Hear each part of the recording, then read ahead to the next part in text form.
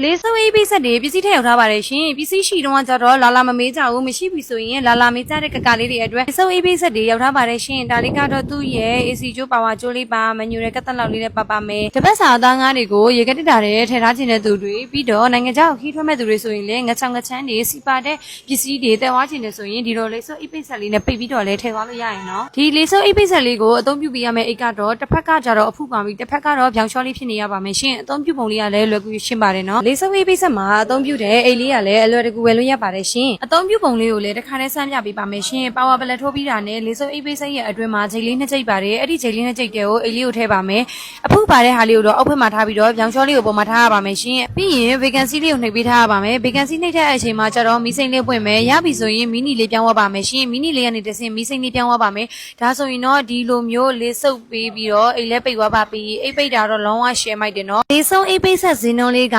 9500ကျပ်ပါရှင်အမြန်ဆုံးလာဝယ်ထားပါနော်